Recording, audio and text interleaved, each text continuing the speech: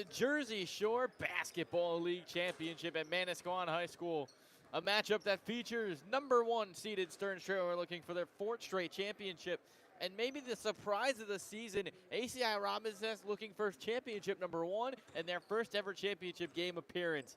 We welcome you, Daniel Zerski, Alec Krauthamel with you. And Alec, maybe one of the more underrated matchups of the year in the championship game. And I'm not saying this to be cliche. I did not expect this matchup when the season started. Well, I think it's fair. It was fair to expect one half of this matchup in Yes. Stearns Trailer. But ACI Robins Nest, they've only gotten better as the season has gone on. We've talked endless times about how well they play together, the Neptune connection. But even just past that, the guys that are on the floor tonight for ACI Robins Nest, they've been playing unbelievably well as anyone in the league, particularly Dwayne Jones, who's averaged close to 35 points per game so far in this playoff run over 2 games. So the big-time matchup is going to be between him and the league MVP, Jakari Spence, on Stearns Trailer. Yeah, you mentioned Stearns and Spence, rather that be, coming off of outing where he scored 36 last night, 12 of 25 shooting, and Dwayne Jones, 34 in the first round against Larson Ford. Last night, he single-handedly kept them in the game, and they do not win that game last night without him. Yeah, absolutely. Not their best game. A little bit sloppy on both ends of the floor, but they got it done when they needed to. They took down a team in RKE Athletic that had Kyle Cardesi back. They had some of their stable guys coming back, and they were just able to outlast him, and they played a great game on defense. The offense was a little bit of a work in progress last night, and I'm sure playing back-to-back nights would only help them get into their flow offensively, but the defense was unbelievable. And the other thing is no one had an answer for, I think, maybe the most underrated player in this league. Should have been an all-first-team selection. That's Parker Dortch. Yeah, absolutely. I mean, he was unstoppable down low in the post with his ability to just get right up with that post hook that he has. He's just able to really, he has the strength as well to just battle down low, and obviously we know what he can do on the defense and on the rebounding end as well. So he's really someone that ACI Robinson is going to have to battle. But what better guy to put against him than the defensive player of the year in the league, and that's Jared Kimbrough. Yeah, Kimbrough got MVP votes this past season. Was really, really good. And I don't know if they'll have an answer for him tonight because he's been the best big man in the league all season long from start to finish. Yeah, absolutely. I mean, his ability to be an all-around player on offense and defense. You know, offensively, his ability to put the ball on the floor and kind of create his own looks that aren't manufactured by someone else. But even looking past that, his rapport with Dwayne Jones has been fantastic as well. They're able to work the high pick and roll. That's one of the core tenets of their offense, that high pick and roll with the two of them. And whether it's Jones getting downhill towards the basket or setting up Jared Kimbrough or even setting up a drive and kick ability.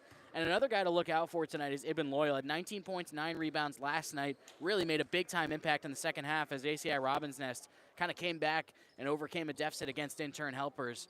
He's also going to have to play a big-time part in this game. Yeah, and Loyal is a guy that I didn't see until the very end tonight. He has been excellent this year. And I think the other thing that you want to take into account, the crowd got really wild and ruckus last night as we have a ceremonial jump ball at the center of the court. But I think that the crowd, it felt like ACI Robins Nest was playing a home game last night.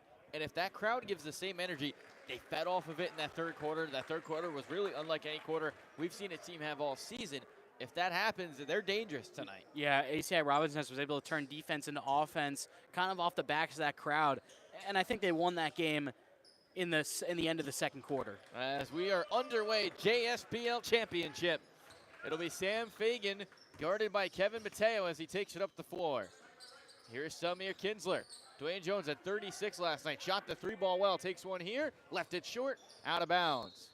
Yeah, Dwayne Jones had one of the best shooting nights that I've seen him play in my 2 years here covering the JSBL. He was pulling up even from off balance. He was hitting from the outside, and that was a big part of why he was able to open up his game. We'll see if he can keep up that production. Spence drives. Ball denied. Nice job by Kinsler. And I think the big thing is the one team that can run with Stearns might be ACI Robins Nest. They run the floor as well as anyone, maybe even better than Stearns in transition. I think they run the floor in different ways. As Mateo puts the first points up on the board with a 2. ACI Robins Nest, they're always looking up and looking for the extra pass. Stearns Trailer in their transition attack, they turn defense into offense. Unlike many of the teams in this league, they get steals and they completely just run past you. Samir Kinsler rattles in a 3, and it's 3-2 ACI Robins Nest.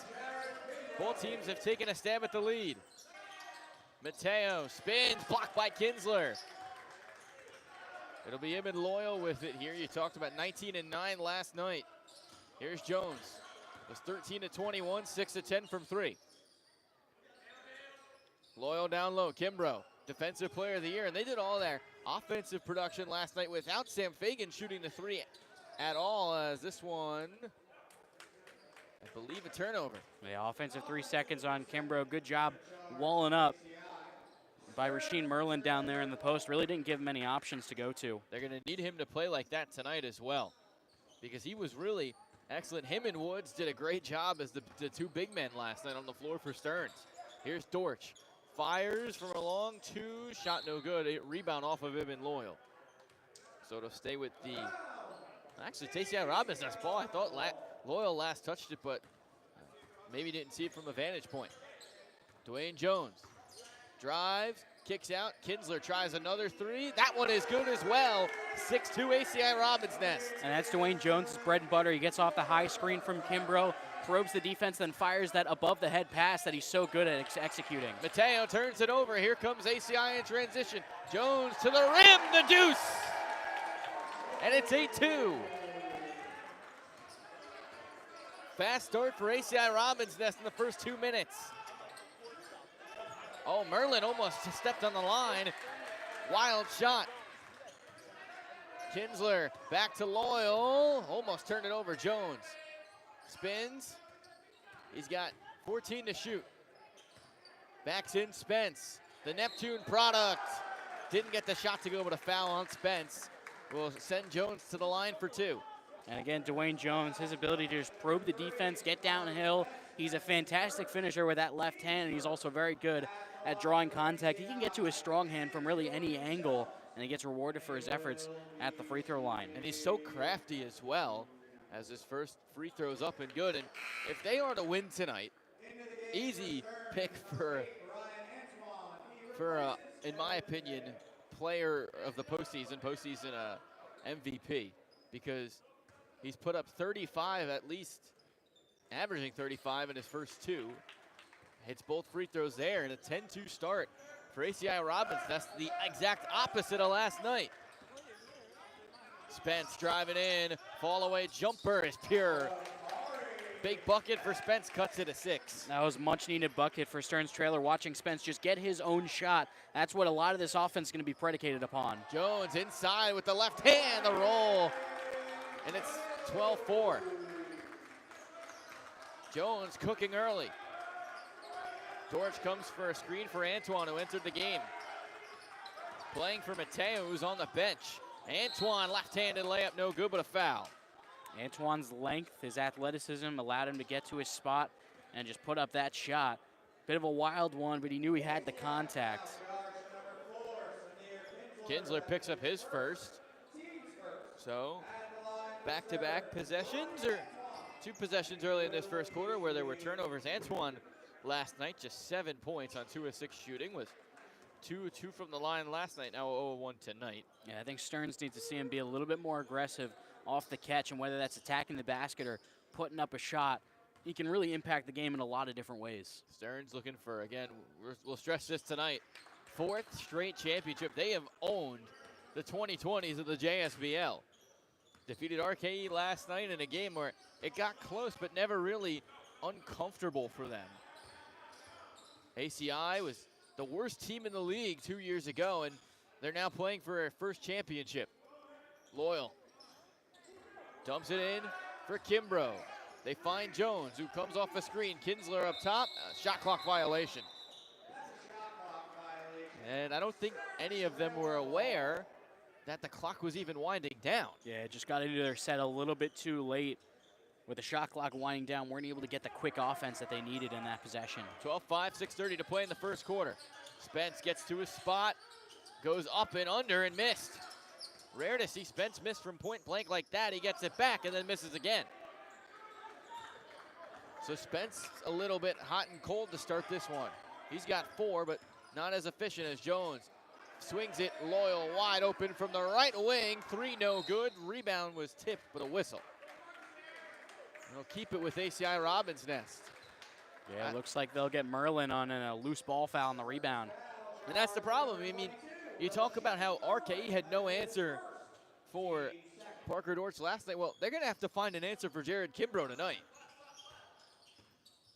Jones comes off a screen. He draws Dortch on him. Tough defender as Jones fires and hits on a three. And the lead is double digits. And the crowd loves it. Gaffney did not play last night. Drives in on Fagan. Gaffney, wild shot, doesn't go. Excellent defense by Fagan down low. Here's Kimbrough down the lane with a head of steam. Timeout, Stearns trailer. Oh my goodness. And again, that's what ACI Robins Nest does on offense. They're always looking up, looking for the extra pass. They found Kimbrough wide open, and when he's got a full head of steam, look out.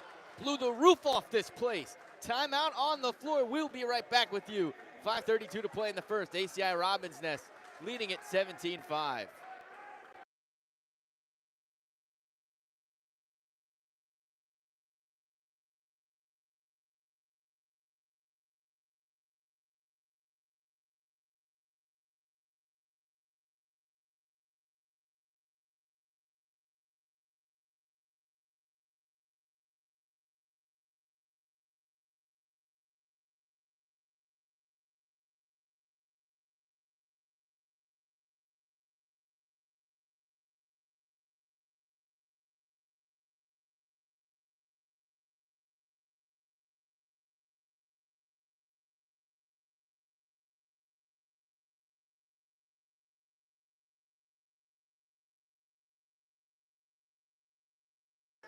.532 to play in the first, and this place is bumping here. JSBL Championship, and ACI Robins Nest has started ultra fast tonight. As Dortch blocked by Kimbrough inside. Dortch gets it back and then is fouled, but again, ACI Robins Nest is swarming the defensive end right now. Yeah, they're all connected, and when you have Kimbrough on Dortch, I mean, that's a really good matchup for offense versus defense on both ends of the floor, really. Dortch, you know, not able to get that one to go. Kimbrough, one of the best rim protectors in the league, just swatted that shot. And you talk about how easy of a time it was for Dortch to score last night. Well, Kimbrough really hasn't let him get anything in about the first 5 minutes of game action tonight. Yeah, absolutely not as comfortable. Obviously, Kimbrough, like we said, a premier defender in the league, and Kimbrough definitely has some more strength to him where Dortch isn't just going to back him down and put up a shot. Dortch missed them both. Here's Jones on the right wing. He's got Antoine on him now, trying to find somewhere to go. They find Loyal, who's got Spence. Loyal driving, falls away, and the shot is good. And it's 19-5. Spence driving in on Kimbrough. Another block for Jared. He picked up another, but a foul. They can't go inside right now. Yeah, Kimbrough's just there all the time, and Spence tried to go up against him. And that is advantage Jared Kimbrough. Second foul on, I believe, Loyal. I think they got Kinsler on that one on the putback attempt. ACI with 9 tonight, and Stearns with 8. Right. Stearns, no Hendricks, no Woods, and right now, no Merlin. And we have a timeout on the floor. 4:49 to play in the first quarter. ACI up by 12.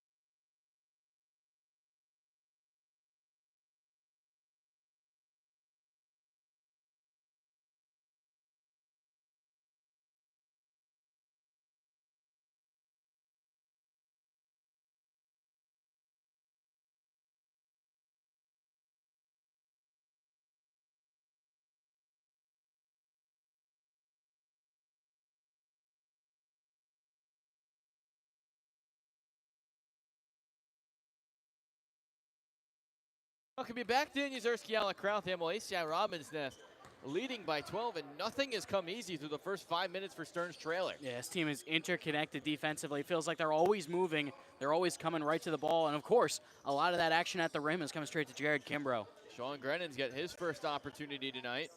Spence, Fagan, Kimbrough got some positioning. Shot off the glass, rolls in. And that's the third touchdown of the game. ACI Robbins Nest up by 2 touchdowns. 21-7. Here's Dortch driving in, spins, hook shot is good. That's what he's got to do more against Kimbrough. Yeah, absolutely. I don't know if he's going to be able to just back him down and put it up, but on that one, he was just able to get a little bit of space. Kimbrough came over just a shade late and made that one a little bit easier. Not rare defense as Kimbrough again. Jones and Kimbrough like Kobe and Shaq. And it's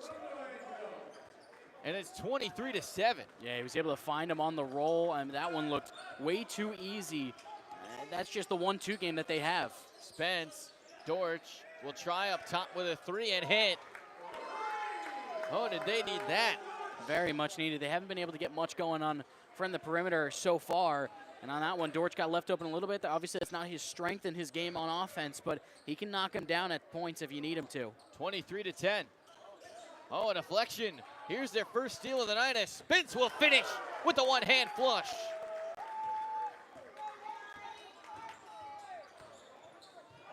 Here's Kimbrough down low. Feeds up top, Grennan, the 3-ball specialist. Has it, feeds Fagan, he'll try on a 3 and hit. Didn't hit a 3 at all last night. He's got one there, and it's 26-14. Yeah, it seems like everything is going ACI's way offensively. Even the contested shots they've been able to find. And that's a travel, yeah. Too many steps for Gaffney, and they turn it over. And this is as good of a start as you could possibly ask for. And now they'll get Loyal and Kimbrough a bit of a rest. With that double-digit lead, they have come out of the gates firing on all cylinders. I haven't seen ACI Robbins. We've talked about how good they've looked down the stretch, but this might be the best quarter they've played all season through 7 minutes and 20 seconds as Jones, left-handed, floater no good, rebounded by Merlin. Antoine, Stearns kind of hanging in there, only down by 12. Could cut into this lead right now as Antoine drives in and finishes. Yeah, saw he had the size advantage on Grennan and just took it straight to the basket. Good athlete, really good athlete. As it looks like a wet spot. Yeah. Actually, this timeout might actually benefit. This wet spot cleanup might actually benefit ACI a little bit because it felt like the momentum was slowly starting to shift towards Stearns' trailer. And now that they'll have the ball back, they can get into one of their sets. And I mean, looking at their bench, Jimmy McDonald has kind of taken over some of the reins in the coaching department. Obviously, Joe Fagan's still the head coach, but McDonald has definitely taken on a bigger role, head video coordinator for the Brooklyn Nets. He's drawn up a lot of great set pieces. Both of them have. I mean, that might be the best coaching duo in the league as Kerr misses on a 3. Hardiman down low, the rebound, putback attempt doesn't go. Dortch the rebound. This is where Stearns just has to play their best with no Kimbrough on the floor. Spence under the rim. Feeds Dortch up top. He'll launch on a 3 and an air ball. Got the look that they wanted and just wasn't able to execute. So we go back to ACI up by 10. And again, I said it right before, but that is it. You want Dortch taking that shot up top. It's a perfect look. Yeah, it also opens up the rest of his game down low where maybe he can get a step on whoever's defending him towards the basket. As Jones with the big man advantage couldn't finish at the rim. 5-on-4, Spence runs, fires on a 3. No, Dortch almost had the rebound, but lost the control of it, and it'll go back to, oh, come on. It's a jump ball, yeah. I thought that was off of Dortch. That looked like it clearly hit his foot. I think it did at one point, although I couldn't quite tell from up here who it hit last.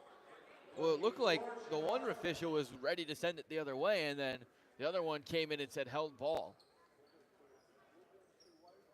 The disadvantage of no replay here as ACI was able to get the tip. Stearns didn't even try for it. Here's Spence with Montgomery on him. Montgomery can play aggressive, and he picks up a foul.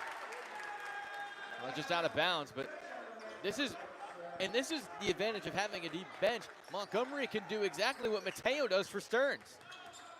Here he is with it now. Mateo finds Hendricks. Here's Spence. Rises, fires, and was short on a 3. It'll go out of bounds and go back to ACI Robbins' nest. 1:05 to play in the quarter. Yeah, like I mentioned, Montgomery and Mateo are very similar defensively. They're quick guys that can really get in your grill, and they love to be the aggressor.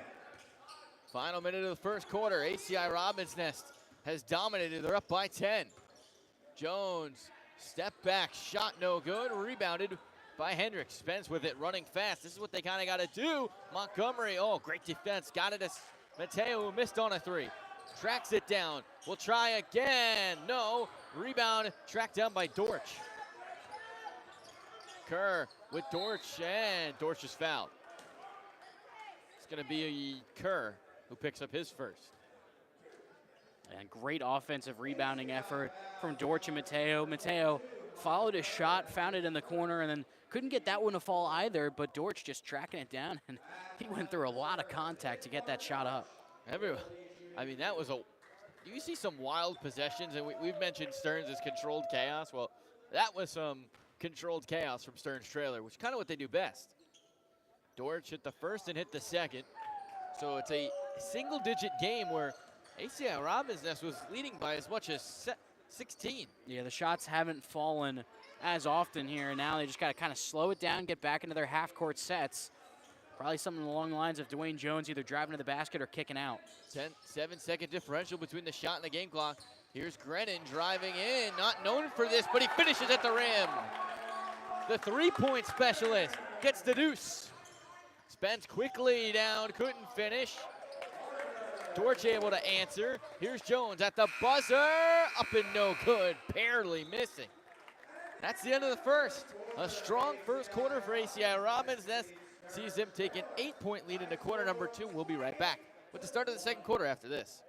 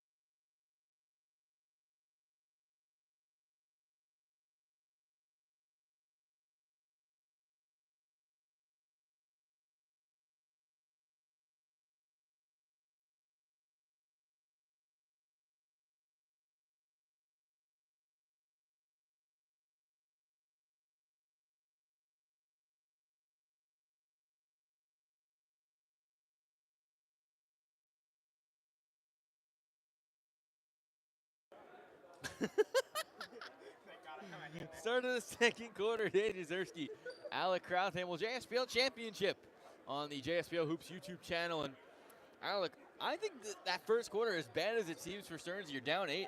It's kind of a win when you shoot 7 of 21 and you find yourself trailing by single digits. Yeah, they were just not able to really get anything going on offense, but they were able to close it pretty well on the back of 7 offensive rebounds. They have 7 offensive rebounds compared to 5 defensive rebounds, and a lot of that spurred by Parker Dortch, who finished with 9 points in the quarter and 3 offensive boards.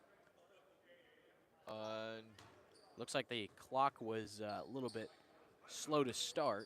No Charlie tonight, and it's led to some problems with the clock and the scoreboard itself. But yeah, I think they closed the quarter strong, and I think you got to be happy with how the last couple of minutes. Obviously, you got to fix the first couple minutes. As Dortch couldn't finish, but he's fouled. Landed awkwardly, but got up right away. Yeah, and that guy, Parker Dortch, was one of the big reasons why they closed that quarter strong. He was really able to get going as the corner went along and got some offensive rebounds as well. They just got to improve on some of the shooting numbers. I mean, they were 6 of 16 from inside the three-point line, only 1 of 5 from outside the three-point line. And 5 of 8 from the free throw line. Yeah, and ACI Robbins, that's red hot. 11 of 18 from the floor, 4 of 7 from beyond the arc. So, I don't know if those numbers will kind of balance out as the game goes along. It kind of tends to do that. But you got to be happy with how Stearns closed that quarter. And a lot of it, and you know, it's Tough to say, but they closed that quarter with Kimbrough and company on the bench. Kimbrough and Loyal were awesome in that first quarter. Kimbrough. Yeah, that was a big part of it. I mean, you just got to see how much you can get with him on the bench. I think if this gets any closer, I think you got to start thinking about putting him back in. Yeah, here's Micah Kerr. Grennan has some space, rises, fires, and was short on a three. Hardiman tried to track down the rebound and went flying into the crowd. It'll go back to Stearns. Sean Grennan is someone that ACI Robbins is going to need for his perimeter ability. We know how good he is, good of a shooter he is.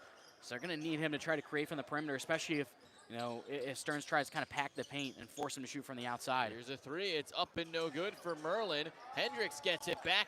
Couldn't finish. They get another offensive rebound. Here's Mateo. Drives in. Back out to Dortch. Mateo. Spence was just 2 of 8 in that first quarter. Drives in. Fall away. Jumper is good. And it's a 4-point game. Yeah, much needed bucket for Spence. He was kind of struggling with his efficiency in that first quarter. Just get back to his spot. That short corner mid-range fall-away jumper, and he knocked it down with a shot clock winding down. And everyone getting back up for Stearns. Kerr fires and hits on a three. They needed that. And it started to look like it was Stearns picking up the momentum, but a huge three for Kerr. Mateo trying to answer back, could not. Grennan grabs the rebound. 31-24, 8:30 to the first half.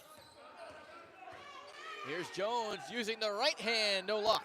Yeah, things are kind of dried up for him as the defense has adjusted. He's been a little bit too strong with some of his drives. Spence on a pull-up, no good. He's 2 of 10 from the floor right now. Jones with Mateo on him, gets a screen from Hardiman. Hardiman thought about the 2, will take a pull-up from the foul line. Shot doesn't go. 8:05 in the first. Here's Mateo, bumped and a foul. And he'll go to the line for 2 free throws. Yeah, Mateo didn't have his best shot yesterday, and tonight hasn't gotten as involved on offense, but we know what he can do. He has that microwave scoring ability where if you give him just a sliver of space, he can knock it down from the outside. It can also use his quick first step to get downhill towards the basket and used it there and beat Jones to the spot. It was just 1 of 7 from the line, from the free throw, or the 3-point line last night. And it's a wholesale line change here. Everyone except Montgomery leaves for ACI. Fagan, Loyal, Kinsler, and Kimbrough all back in. Kinsler's got to be careful. You don't want him to pick up his 3rd foul. Yeah, especially a guy who can create from the outside. I think this is a smart move, though, in the first half at least, to kind of stagger Jones and Kimbrough. Make sure that you have at least one of them on the floor at all times. Make sure you have one of your top 2 options to make sure even if Stearns makes a run, you still got a go-to guy on offense. Mateo hit them both. It's 31-26. Here's Kinsler. Dial up that 3 ball early in the first quarter. Has Spence on him here. Will kick to Loyal with 5 to shoot. He'll drive in, go up with the right hand. Shot doesn't go. Kimbrough the rebound, put back no good. Rebound tip to Spence. Spence couldn't get it to go, but he was fouled. And how about the defense by Jakari Spence on that possession? Was guarding Samir Kinsler and then switched on to Loyal after the dribble handoff. Took that possession over defensively, forced a miss, and then got it on the other end. And we'll head to the free throw line. And look at Kinsler, that's his 3rd foul. And Kinsler's, I mean, that's a, well, that's going to be it. And Jones going to get back in. Kinsler not happy. And, well, you know, I'll just hold my comments to myself. Yeah, you probably wanted Jones to get a little bit more of a rest, especially after how much he played in that first quarter. Played all 10 minutes and had played the opening 2 minutes. Probably wanted a little bit more of a rest for him in the second, but foul trouble is forcing him back into the game. As Fagan, pull up no, rebounded by Derek Woods. Oh, turnover. This is where ACI can run the floor dangerously. Loyal down the lane, blocked by Woods. They get the rebound back. Montgomery under the basket. Finds Kimbrough. Jones will fire on a 3. Could not connect. Now Spence the other way with Fagan to beat. Oh, good defense by Fagan. And then they missed a rebound attempt. Wild offense here. Now Jones inside. Kimbrough back to Jones. Ball got dislodged. Yeah, got a little bit too cute there in transition, trying to make the great pass. But now they get to reset in the half court. Loyal bumped. And he'll go to the line for 2. That's number 1 on Woods. Yeah, I think this game started to speed up just a little bit too much on both sides. Now we get to slow it down a bit and see how both these teams can get back into their prime looks. It's been an extended, really good run for Stern. They've gone on a 21-8 run after Stern ACI started on a 23-7 run. So both teams with strong extended runs to start the game. Loyal hits the first. Was 1 of 2 in that first quarter, just 2 points. Added number 3 on the first one. He's got 1 more here. And he missed. I think the biggest thing with Loyal last night, it wasn't his 19 points and 9 rebounds, even though they were invaluable in the win last night. I think it was his defensive efforts that didn't show up in the scoreboard. Here's Derek Woods, short on a 3. And once again, Loyal, another rebound. You mentioned he does the little things so well for them. Jones and Kimbrough, the 2-man game. Jones with the left hand, couldn't finish. Contact down low, and then Kimbrough gets it back, and 1.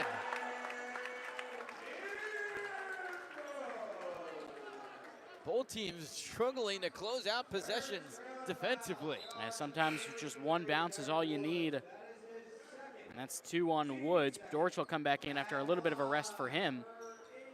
I mean, on that one, it looked like they had the rebound, but it just came to a loose ball. Kimbrough got it, and he got the contact from Woods, and he's got great touch around the rim. He just flipped it up off the glass. He misses the end 1.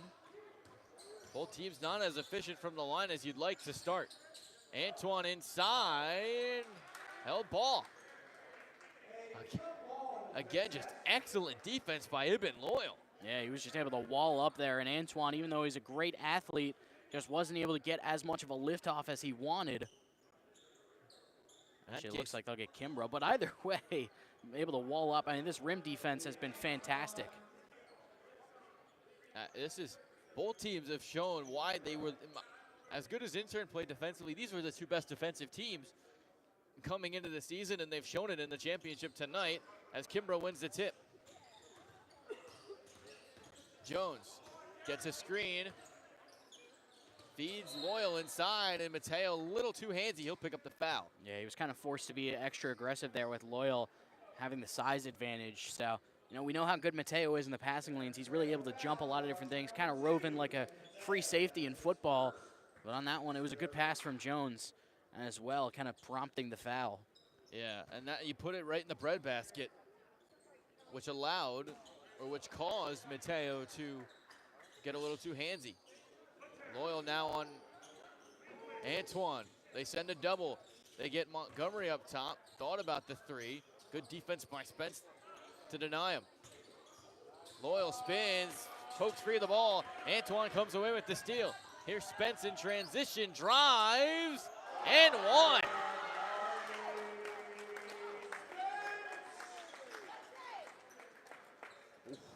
I'll get Kimbrough on the foul. That's a really strong drive from Jakari Spence. I know Kimbrough won one of those battles earlier on in the game, but what a job by Spence, just using his strength, going straight at him. Looked like Kimbrough lost a little bit of verticality on that one and just able to fire it in. Yeah, Spence's free throw is good, and that's the last thing you want him to do is get to the free throw line and gain some confidence. Well, he's 2 of 10 at one point. 3-point game. Here's Fagan. And a travel.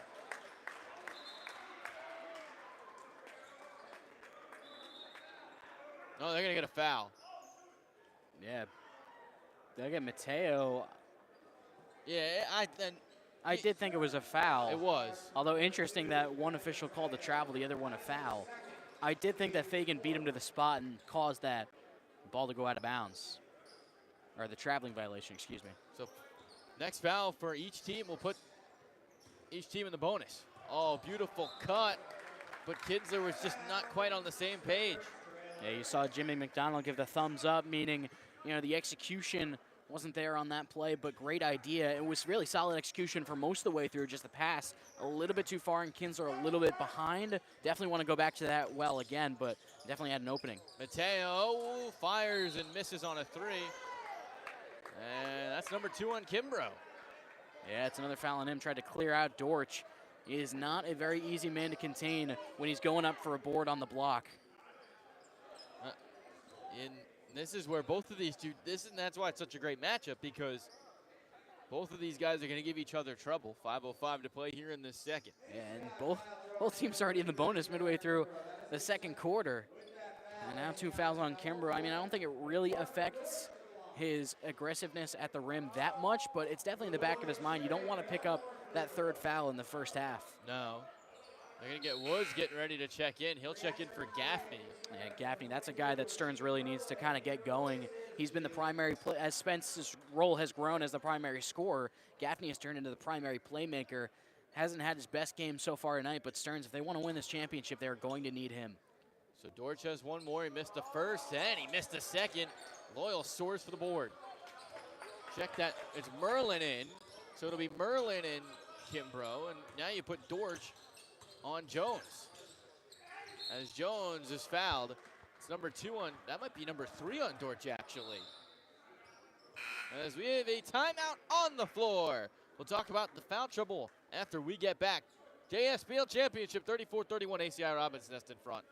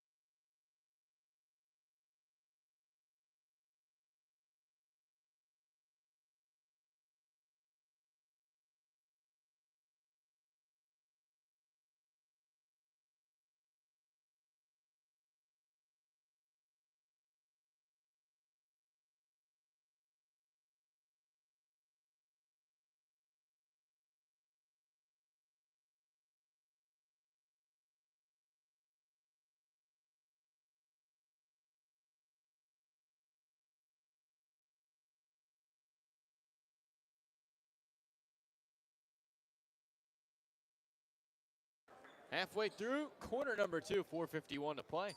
Dan Yuzerski, Alec Krauthamel, and both teams have kind of gone cold from the floor. Just 6 points in the second quarter for ACI Robinson through the first 5 minutes, and Stearns hasn't really been able to take advantage. They've only scored 11. Yeah, absolutely, and that's kind of what happens sometimes in these really high-stakes winner-take-all playoff games. Some guys come out tight because of the intensity and because of what's at stake in this game. I mean, you can think about an NBA Finals Game 7, the one you really think about, that Warriors-Cavaliers one all the way back in 2016. That was really a low-scoring game because both teams came out tight. The defenses reigned supreme. That's what we've seen so far in this one. Jones missing both free throws as Antoine gets in, could not finish. Starting 5 on the floor for ACI Robinson Nest right now. Jones with Dortch on him. Beat him in an excellent poke by Spence to prevent maybe an easy basket for Jones. Yeah, he got by Dortch with the crossover move, and good job by Spence shading over and just trying to rip at the ball to prevent the easy look. Here's Fagan. They have not given him much space to operate from beyond the arc tonight. He can make them pay. Fagan feeds Loyal, who gets downhill, couldn't finish. Good defense down low by Dortch. Oh, it's Stearns' ball. I thought that one was off Merlin on the board, but I guess not. Hey, maybe the refs are tense too. One dribble 3 for Merlin, it missed. Mateo grabbed the board. Here's Antoine. Finds Mateo with Kinsler on him. I'm shocked Mateo didn't try to drive at Kinsler. Make him pick up that 4th foul. Dortch on Loyal. Dortch with the advantage on the height. And it's a shot clock violation. That's just perfect defense. Yeah, that was excellent defense by Ivan Loyal. Just completely locked down that possession. And Dortch was trying to get something going. And it looks like we have a stop it. Oh, they're trying to advance the inbound because of the shot clock violation. Fantastic defense from Loyal, just able to wall up, and that's the value that Ibn Loyal brings to this team. He's a really big wing who can also play downhill in the post and kind of relieve the defensive pressure off of Jared Kimbrough. ACI in a scoring drought right now. Here's Kinsler. Drives. Kicks out to Jones. Who will drive in. Pull up Jay. Short. Rebound Spence. And this is where they could, and a good job by Fagan getting back, preventing a run out as Spence lays it in. Spence just using his strength to get inside and finish. 1 point game. Oh, and Jones traveled. Yeah, he took an extra step off the jab to try to get downhill, and now a chance for Stearns to take a lead. This game has really started to slow down in the scoring department, and it feels like this is kind of Stearns' opportunity to make something happen. Yeah, just 6 points in the second quarter for ACI Robin's Nest. An opposite of what happened last night, where they were bad in the first, good in the second. Oh, great defense, but a foul. That's Loyal.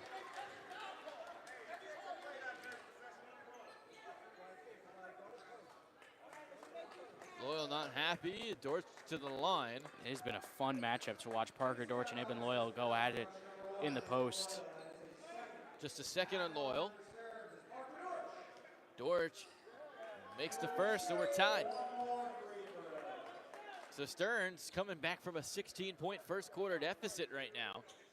And with 3 minutes to go, it's really anyone's game in this first half. And Stearns back in front.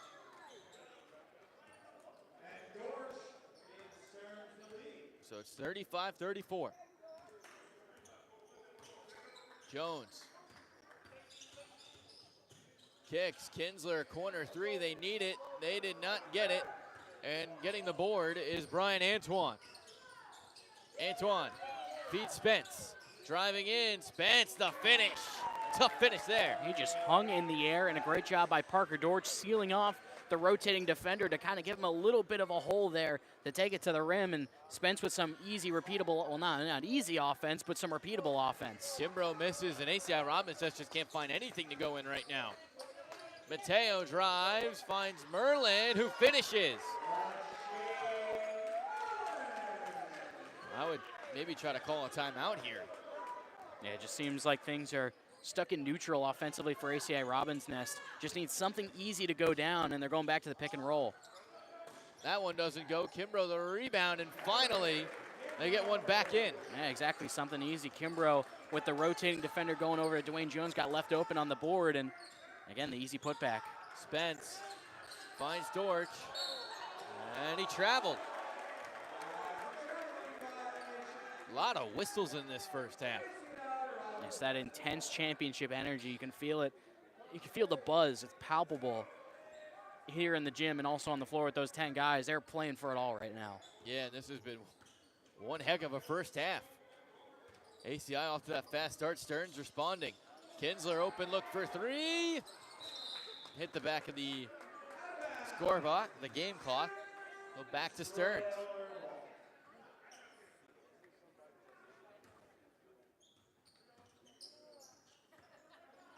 Spence with it here. Gets by Jones, drives in, and blocked by Kimbrough. Jones, corner, Kinsler, tie game. And the crowd loves it. 39 all, approaching a minute to play in the first half. Sometimes that's all you need, a great defensive play turning into some offense. And another one. And here comes ACI Robin's Nest. Jones, oh, he threw it away.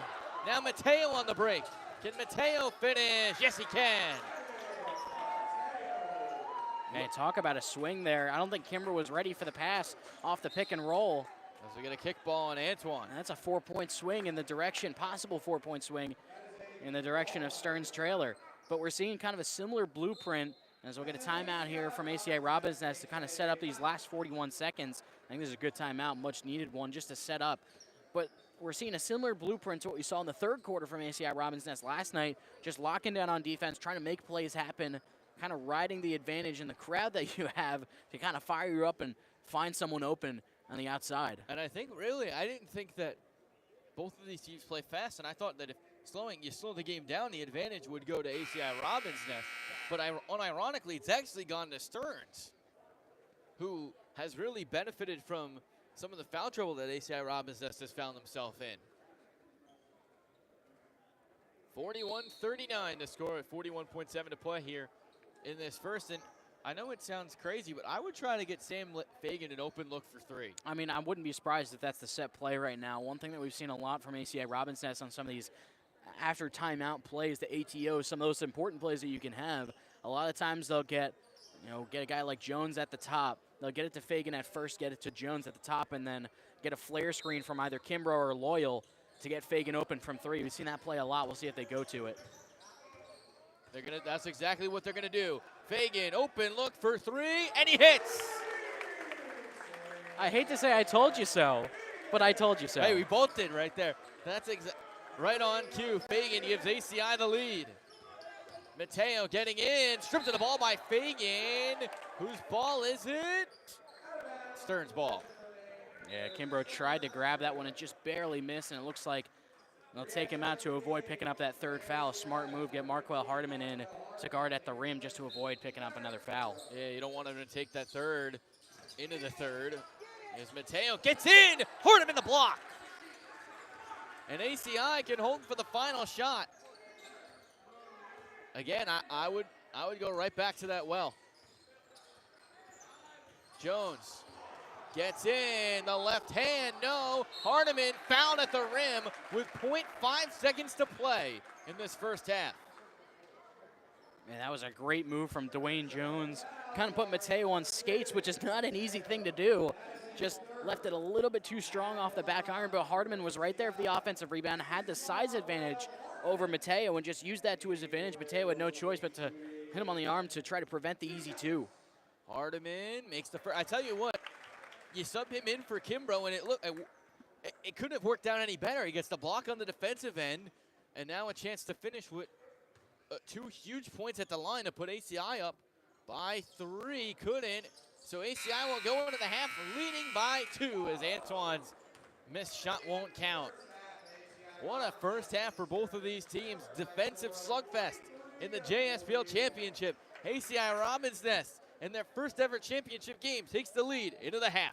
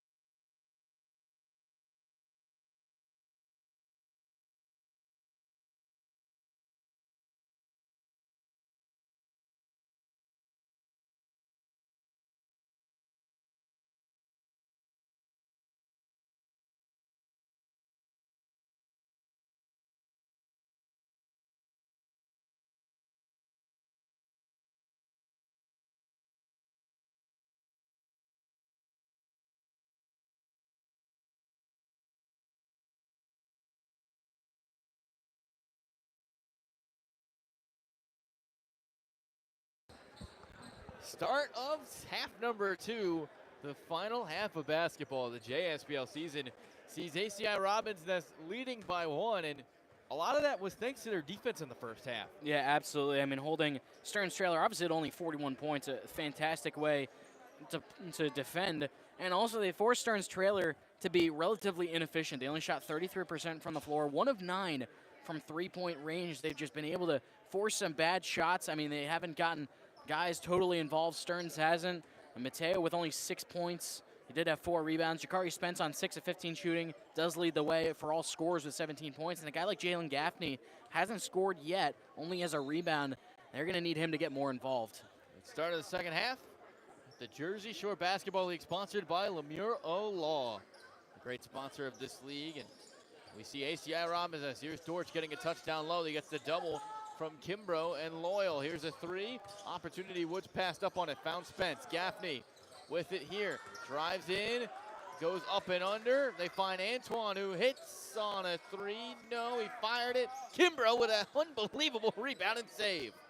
How did he keep that in? He was trying. He was also trying to throw it off the legs of his defender, but it went right to Ibn Loyal. That counts as a pass, too. Here's Kimbrough.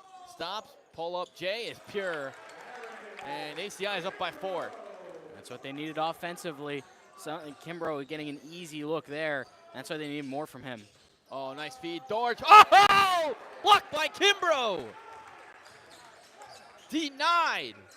Loyal at 3 is up and no good.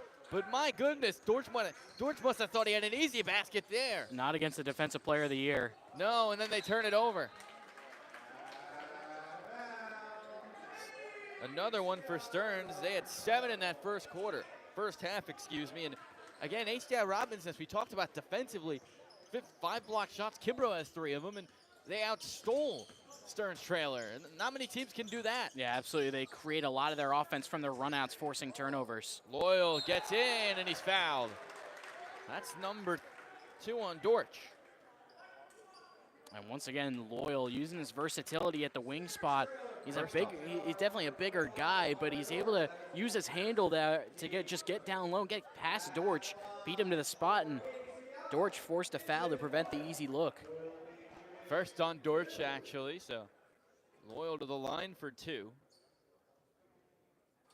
And the first one doesn't go. I will say, Dortch, for someone who is as involved at the basket as him, he's very good at preventing fouls.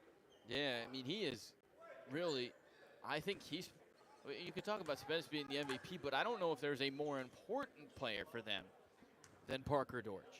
Yeah, him and Kevin Mateo as well. You can factor into that. While Spence has been the MVP, those two have been really the rock of this team past Spence.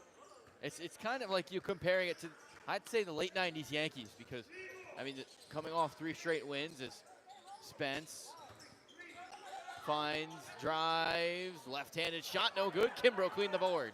But Spence is Jeter, and then you have guys like O'Neal, who would be Dortch or Burt. I'd say Dortch is probably Bernie, who just picked up his 2nd. And Mateo is probably Jorge Posada. And unironically, 98, 99, 2000, 2001, that Yankees team lost to Arizona, who won their first ever championship. You see what I'm doing here? Yeah, I see the parallels. Loyal hits the first. But you could easily compare these 2 teams, as it's a 6-point game. Loyal second, he left it short, he knew it, and goes back to Stearns. Loyal's had a problem with everything tonight. Yeah, Loyal said, what is going on? I mean, a lot of his foul calls that he's been unhappy with have been fouls as well, so. As Dortch finished it, I thought that was off on Loyal, so I don't know why it was about to blow a gasket. I mean, the emotions are running high. It's a physical and intense championship game. Just how you want it. Here's Jones with just 3 of 13 in that first set. They did a good job at bottling him up. Yeah, I think he started to speed up his drives a little bit too much, got a little out of control. Here's Fagan, pull up 3 is pure. The local boy starring tonight in the lead is 7. Here's Spence. Jones on him. He'll pull for three. Could not answer. Kimbrough cleans the board. And it's starting to feel like maybe Stearns missed its opportunity to make a big run and try to extend a lead, as our ACI is still playing their great defense, but they're starting to get some more shots to fall on offense. Yeah, they look more comfortable right now than Stearns. Jones bumped and a foul. That's number 3 on Dortch. Yeah, Jones initiating the contact there. You know, his drives hasn't been able to score as efficiently in this game. And sometimes you just got to do it yourself to get to the free throw line. That time initiated the contact on Dortch. And was rewarded with the free throw attempts that are coming up. So Jones has 2 shots. That's actually the second on Dortch, who had to be held back. Ibn Loyal still complaining to the officials. He is a fiery guy on the floor. And you know what? Those are the guys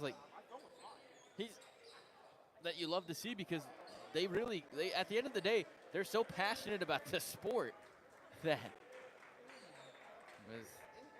did they just clean up a wet spot with a towel? I think so. I don't know Unbelievable. where the mop's on the other end of the floor. Usually they have another one on this side, but I think there is one. But you know, sometimes you got to do what you got to do. It's probably tougher for some of these teams to clean up wet spots than it is to score a basket. And to finish that thought that you had on Loyal, I mean, a Rutgers basketball player just once told me when I asked them about, you know, what it's like adjusting to some of the college games, just said basketball's basketball. And the guys that really love basketball, they always find a way to get involved. And a guy like Ibn Loyal, passionate about the game, he leaves it all out there on the floor. Jones hits both free throws, and the lead has gotten up to 9. 9-2 run to start this second quarter. For Stearns trailer. Or for ACI Robinson. Matter of fact. Just strong defense. They have nowhere to go right now. Dortch with 4 to shoot. Loyal's walled him off, and he stepped out of bounds. Just a clinic on how to guard one of the best in the league. Yeah, way too much static on offense that time from Stearns trailer. Not enough motion happening on the floor. Just need to get something going. Really didn't get much going there, and I mean, they probably would have gotten close to a shot clock violation. Step back 3 for Jones is short. The rebound comes to Fagan. Back to Jones. He'll drive, will stop, and step back out.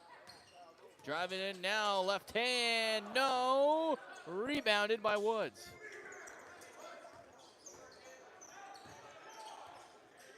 (52-43), approaching 6 to play in the third quarter. Oh, Loyal got his hands in the cookie jar a little too much. First foul of the quarter for ACI Robbins Nest. And even with that foul, just have not been able to get anything to go. Offensively, Stearns hasn't. I mean, the driving lanes have been cut off. They haven't been able to hit from the outside. I think the lack of the three-point shooting is really starting to affect their confidence as well. They're not really willing to put up as many of those attempts. It looks like the clock needed a little bit of an adjustment. I thought Loyal was asking for a replay for a second. He was, and I think in a joking sense was waving the finger for the challenge. He wasn't going to get it because we don't have replay here, but he tried. Maybe down the line, but we don't. Those capabilities don't fit us right now. 6:11 to play here in this third quarter. Oh, and the buzzer just sounded. Oh God, this is a mess. Scoring table struggling tonight, and another turnover. Jones running the break. We'll slow it down, get a screen from Kimbrough. He finds him down low. Kimbrough with a double. Finds Fagan in the corner, who lines up a 3. No, Kinsler cleaned the board, and that's last touched by Merlin. Man, how about Kinsler, one of the smallest guys on the floor. All-out effort there on that play. Just rose up and even took some contact there and tipped it off of Stearns and created another possession. Stearns in a major scoring drought. Fagan pull up is pure.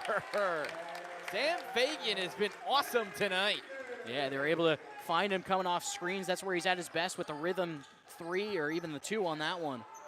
As Spence over the outstretched arm of Kimbrough, and man, did they need him to score there. Yeah, it seemed like this game is starting to get away from them a little bit, just getting an opportunity for Spence like that. Just got to find something that you can go back to the well on offense. 54-45, Jones found Kinsler. who drove past Mateo, floats up a wild shot, no good. Dortch able to clean the rebound, and this is where Stearns is effective in transition, and Spence and one. Exactly, they were just able to create a run out there, something that ACI Robinson has done a really good job of preventing for a lot of this game, but when you let Spence get loose in transition, he's a dynamic guy with the ball in his hands or even cutting to the basket. They are as good of a team just getting out into runouts and running and keeping on running as any team.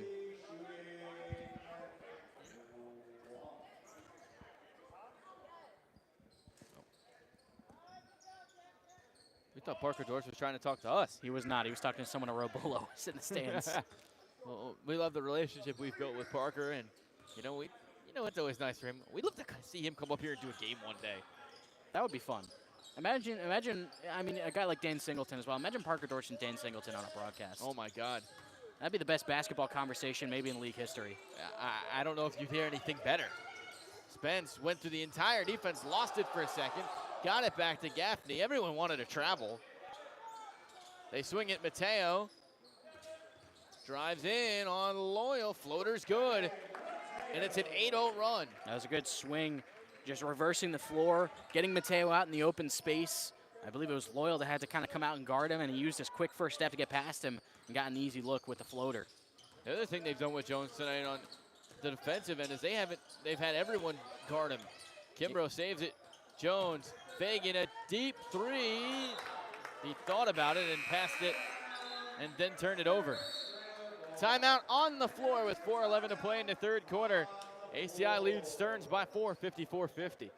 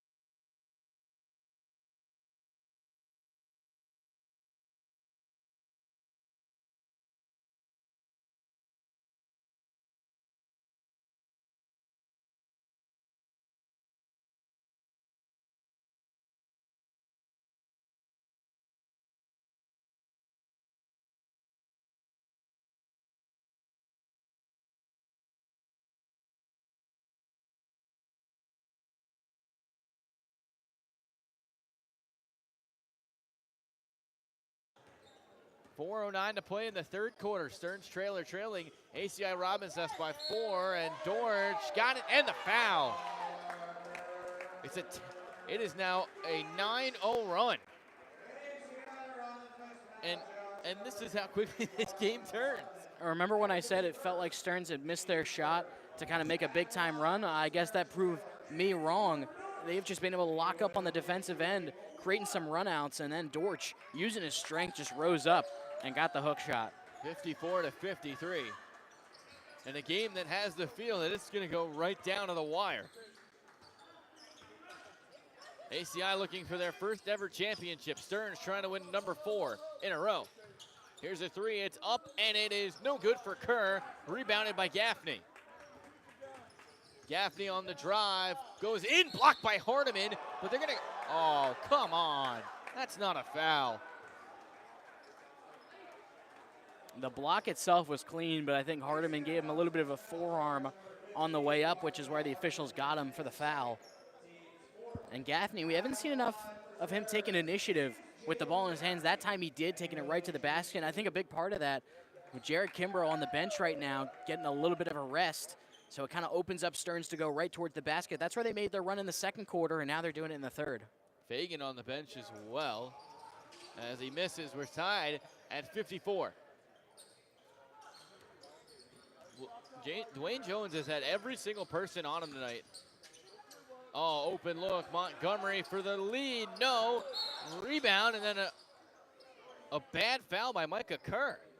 Yeah, he tried to punch the ball out of the hands of Rasheed Merlin. Accidentally got a little bit too much contact with his head. And now all of a sudden, that'll be 2 shots with Stearns trailer in the bonus. I thought you could have also maybe called a flagrant too. He was making a play on the ball, so I don't really think that raises. Yeah, I think a lot of the flagrant fouls, at least in this league, it's if you're not making a play on the ball, and you're just trying to take a guy out. I'm not saying it's dirty, but if you're trying to take a guy out to just prevent a play, you're not making a play on the ball. That's where they'll get you. But that time he was just making a play on the ball and missed with his punch attempt. So the first one is good.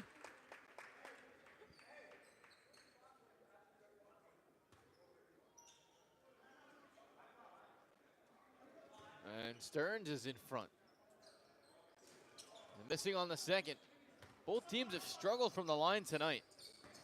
And both teams struggled from the line yesterday as well, and it almost cost them in their respective games. As Montgomery couldn't finish. And they'll go back to Stearns.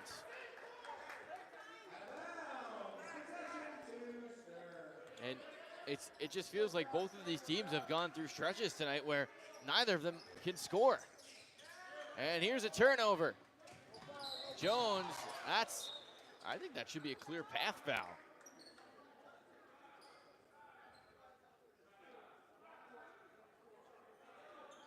What are they going to call?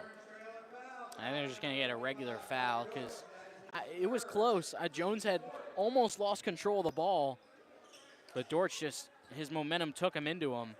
And now, for almost the second consecutive quarter, almost a foul away from the bonus as well. That's number 3 on Dortch, by the way, all in this third quarter. Under 3 to play. Jones feeds. Montgomery swings it back to Dwayne Jones. And they continue to switch up who's guarding him. Montgomery got his man in the air, fires on a 3. No, rebounded by Dortch. Here comes Stearns trailer the other way. Gaffney along the baseline finds Dortch. Easy finish, and he missed. And then he's fouled by Hardiman. And again, this game's starting to slow down as the quarter goes on. And that was a great job by Gaffney, kind of manipulating the defense with his dribble drive, kind of put the defense out of sync, and that gave an open opportunity for Dortch, who missed it. But again, Dortch, his ability to just go after it on the offensive glass and get up to the rim in a hurry, just went right back up with it and got fouled. Jones subs out for Fagan, Kimbrough. So Kinsler gone, Hardiman gone. Jones out for Kimbrough, Fagan, and Drennan. And again, trying to stagger the minutes through 3 quarters of Jones and Kimbrough, making sure you got one of them on the floor. And now you got Fagan as well, who is also a pretty solid playmaker in his own right and kind of run that pick and roll with Kimbrough. And you have the 3-point shooting of Drennan as well. And Fagan at that. So this is a 3-point shooting lineup for ACI Robins Nest. Kimbrough has it on the baseline. Found Montgomery, who got the double, and excellent defense by Stearns. They force a block. Now Mateo, the other end, finishes. He wanted a foul call, but probably got away with the foul on the other end himself. Yeah, great job by Mateo, just taking an initiative on his own. He's got that lightning quick first step, not just only from a stop, but also he can accelerate. Fagan feeds Kimbrough, who finishes through contact. Yeah, off balance there. Fagan, it looked like he was going to go up with it, and the defender was there to block that shot, but a great job on the pass. As Mateo Fagan picks up the foul, Mateo drew it. And Mateo, once again, the dribble drive ability, and we haven't seen Spence as involved on ball, at least in this third quarter, as much. It's been a lot more Gaffney and Mateo in the third. It's been some really good defense by ACI, but the other guys on Stearns are stepping up. ACI Robins just bench is infuriated with that foul call on Fagan. I thought it was a good call. And Mateo beat him to the spot, and Fagan gave him a little bit of a bump. It's been a physical game, and when it's physical like this, it's an ultra tough game to referee for the officials. As Stearns trailer has a 4-point lead. Fagan drives, Kimbrough. Grennan. Fagan. They send a double to Fagan. Here's Montgomery. Drives in on Spence, floats one up, no, rebounded by Gaffney. I think Montgomery's got to take that three-pointer in rhythm with the shot clock winding down and allowed Spence to recover. As Spence hits on a pull-up mid-range. And you can't let him get to his spot there. Kimbrough kind of had to guard the rim, so he came out late to guard him, and that's too easy of a fall-away mid-range. That short corner, that's his spot. Final minute of the third, ACI Robbins just got off to such a quick start. They've gone ice cold from the floor as Kimbrough, no, but a foul. That'll go on Merlin. Yeah, lost verticality there. Also tried to make a play on the ball. And Kimbrough just getting involved offensively. Loyal will get ready to check back in. We're seeing a lot more line change type substitutions for ACI Robbins Nest in this game. I mean, they're trying to balance their lineups. They got 9 guys. They usually don't have that many. I feel like they're usually running with 7 or 8. So tonight they got to balance those lineups. I mean, it's all kind of preparing for that fourth quarter when, I mean, you got nothing left in the season. You're going to leave it all out there. Just kind of trying to balance the lineups before you send your best 5 out there for a lot of the fourth. Kimbrough missing on the first. So Loyal will check in for Montgomery. Jones back in. Grennan's still out there for a little bit, so you'll go with your 3 best defenders, and then Fagan, who's a good one, and Grennan, who's really one of the best three-point shooters in the league and can play good defense as well. I like this lineup for ACI Robbins Nest. As Kimbrough splits a pair. Final 48 seconds of the third quarter.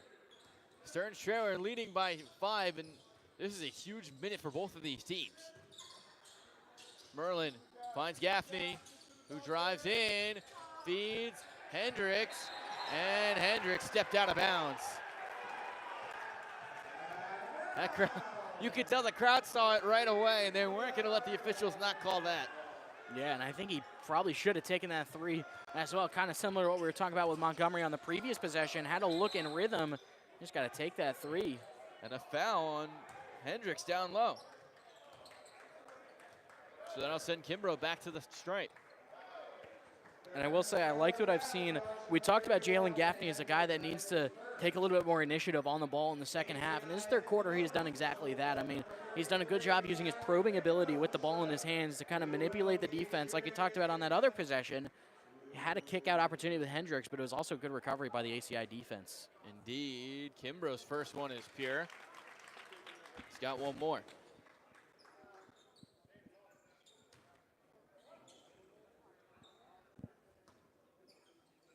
One more at the line for Kimbrough would cut it to 3.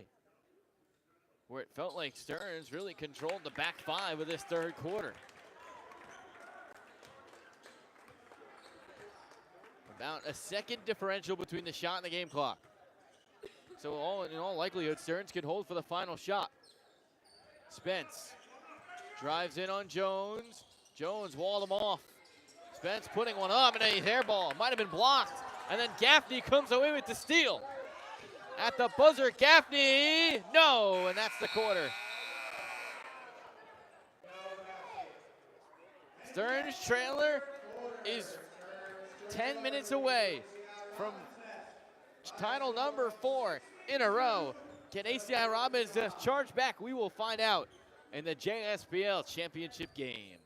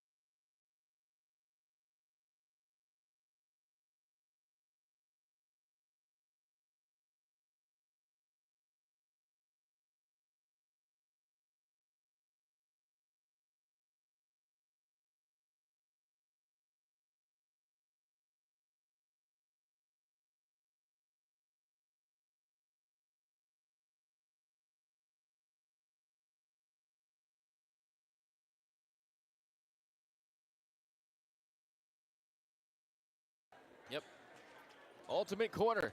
It's quarter number 4 of the JSBL championship game. Stearns Trailer leading by 3, looking for their 4th consecutive title. Dan Yuzerski, Alec Krauthamel with you. And Stearns Trailer showed their championship pedigree in the 3rd quarter. That they did. I mean, they weathered the storm.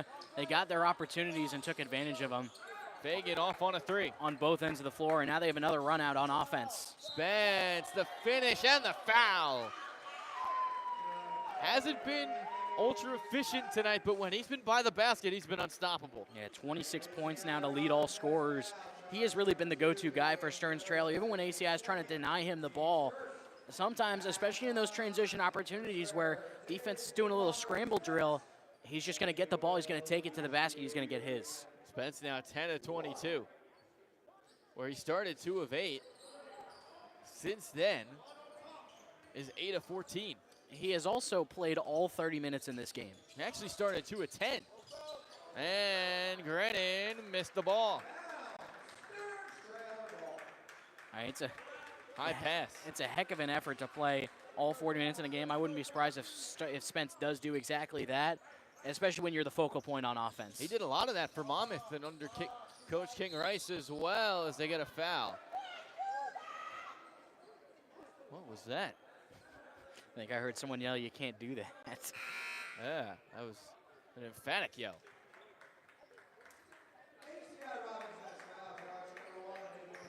Yeah, that was a bit of a bailout foul as well. It looked like Dortch didn't really have his best handle there, but got a benefit of the foul. Yeah, Dortch on it through 3 quarters. Spence lost it. Both teams look ultra sloppy. Spence finds Gaffney, who gets by. Fall away jumper is no good. Rebounded by Kimbrough. One of the lowest scoring games of the JSBL season. Loyal drives in, blocked by Dortch. Fagan saved it for a second and then they turn it over. Gaffney lost it at Kinsler, but Dortch found it and ran it to the rim. Now Kinsler fouled. I can't say, I thought Spence had taken a shot to the face. He just can't believe that. Ooh, actually might have. 3rd on Spence.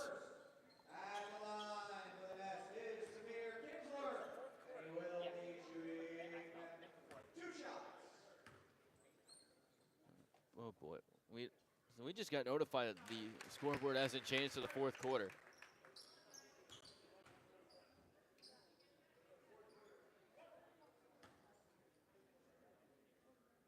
Oh, Liam in the building tonight.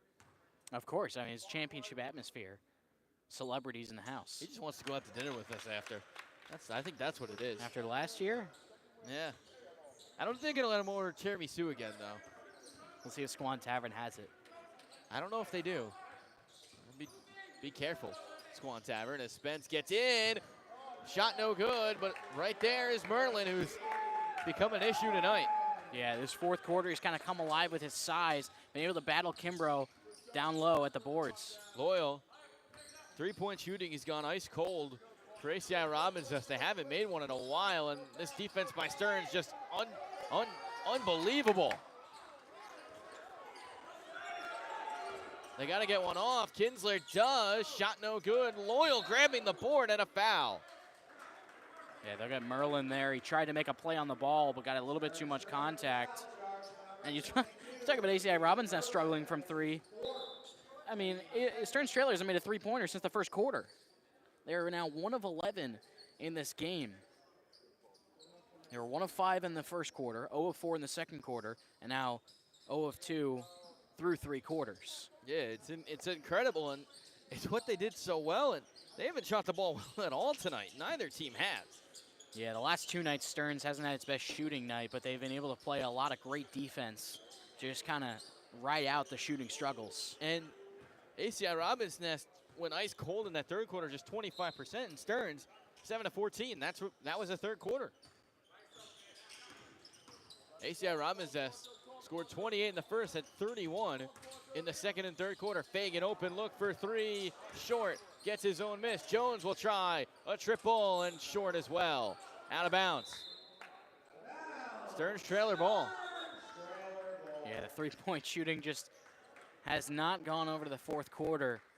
Just unable to shoot. Both teams really have not been able to shoot the ball well at all. It's been a lot of good defense, but I think some of those championship game, I don't want to say jitters, but just the intensity, the winner-go-home game, I think it's starting to affect some confidence. Yeah, and Stearns is just the three-time defending champions showing what they got. Here's Merlin. Finds Gaffney, and Stearns going slow here. Gaffney finds Dortch. He's got to put it up. Gets in, falls away, and hits. 9-point lead, largest of the game for Stearns. And that was a heck of a ball fake from Dortch. Knew the shot clock was winding down, still was in control, had the fake to kind of get the defender in the air. That's exactly what he did, and then found an opening. Kimbrough, the touch, no good. And now I think it's time for Stearns to slow it down. They, like you said, biggest lead of the game. Just slow it down, get into your half-court offense, and try to get a good look. Don't turn the ball over either. ACI so good in transition. Merlin stepped out of bounds. Probably the one turnover you're okay with.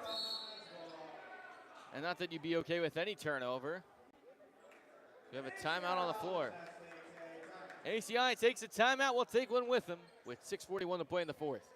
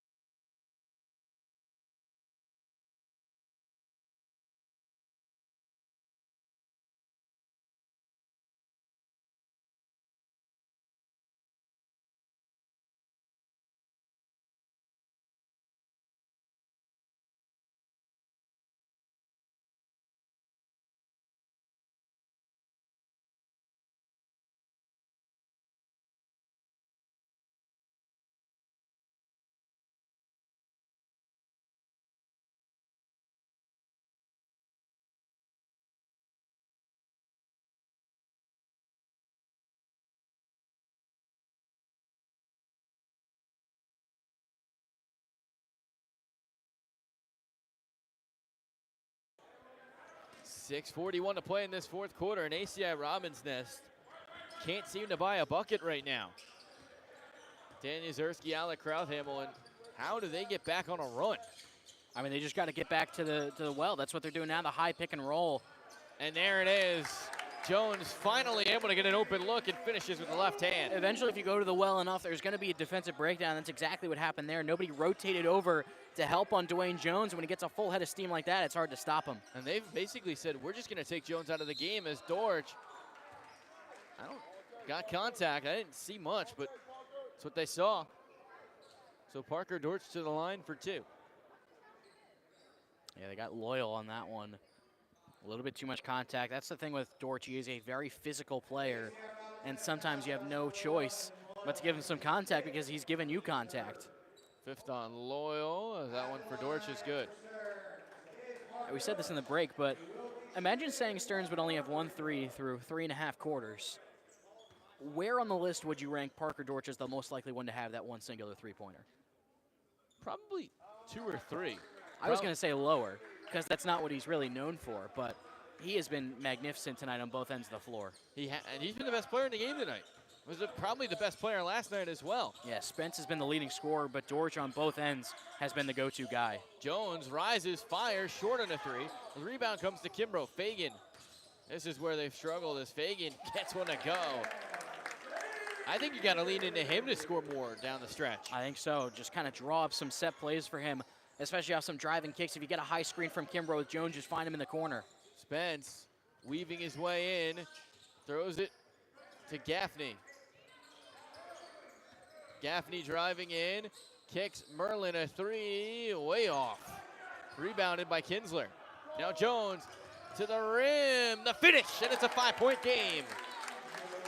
And there you go, Dwayne Jones in transition, got past the defense, and now he's starting to heat back up, and you can feel the crowd starting to heat back up as well. That's when they've been at their best. They almost get one here. Dortch down low, finds Spence up top. 5 minutes to play. Dortch pull up. Didn't get the roll. Rebound tracked by Kimbrough. Does ACI have a run in them? Fagan down the lane. He's fouled.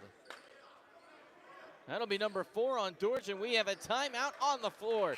4:51 to play. Stearns leads by 5.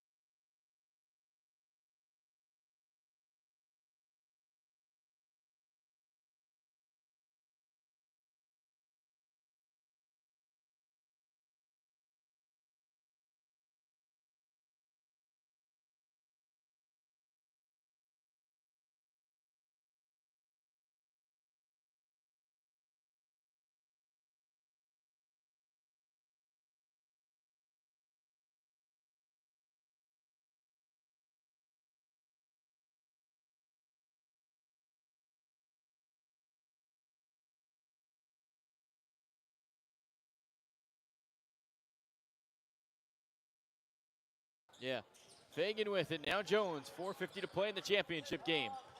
Here comes the high pick.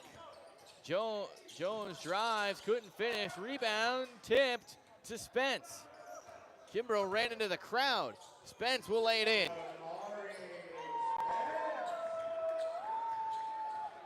Someone's screaming. Kinsler, the finish and the foul. And ACI cut it to 5, a chance to cut it to 4. Man, that's 5 on Rasheed Merlin. He was just able to, Kinsler was able to get downhill, force the action on Merlin, and he lost his verticality and was strong enough to just go right up with it. So it'll be Kinsler, who threw 3, didn't shoot a free throw. His first one is up and good. 4-point game. Both teams have not let either one really pull away since that 16-point lead the Robins Nest had in the first. They get it down low. Merlin, the finish. And he bullied Eamon Loyal there. Yeah, had the height advantage there with Kimbrough guarding, I believe that was Parker Dortch he was on, and just took advantage of it, got his positioning, and just made that one easy. Fagan off a screen. Has 2 on him. Loyal open look for 3. Rises, fires, hit the back of the rim, no good. 4 minutes to play. Gaffney getting in, blocked by Kimbrough. Now long pass, Kinsler, the finish on the other end. Excellent from ACI Robins Nest. And that's the impact of Jared Kimbrough, just rejects that shot and starts the run out. Now Merlin down low, the finish, and they're leaning in on him. Playing with those 5 fouls. Once again, he's come alive here in this fourth quarter, just getting his position in the post. ACI's got to do a better job of putting some bodies on him to start off the possession so he can't get deep enough in the post. Jones found Kimbrough, who will take it in. The left hand, the finish. And again, leaning up against Merlin with those 5 fouls, he had to back off and just put it right up with the left hand. Stearns, 3 minutes to play. Stearns leads by 4. Spence drives in, the finish. And they gotta get a stop. Here comes Fagan. Kinsler. Down low to Loyal. Working on Spence, and he finishes with the right hand. Timeout, Stearns trailer. With 2:39 to play, and this is probably going to be a lot more where that came from. Yeah, right down to the wire. And ACI was on that possession, was able to get up the floor quickly, kind of put Stearns' defense in a bit of a scramble didn't have the right matchups, and that ended with Loyal with Spence on him. Obviously, advantage down low in the post towards Loyal. He was just able to take advantage. So 2:39 to play in this one. And I tell you what, I think we're going to see one more tie before this game's over. I mean, I would not be surprised to see anything in this game. I could see an 11-0 run from either team to take control of this game. Just the way that these teams have been playing, it seems like something is missing from both sides on offense. A lot of intensity in the championship game.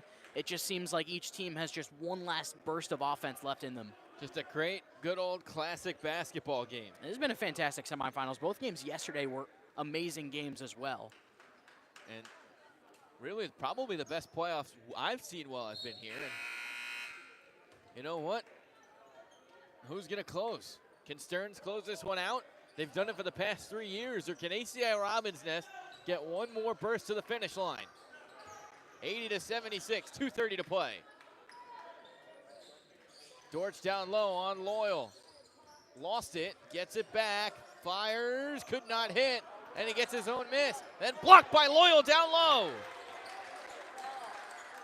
Excellent defensive possession from the Nest. Yeah, I think Torch has got to kick that one back out, try to reset in the half court.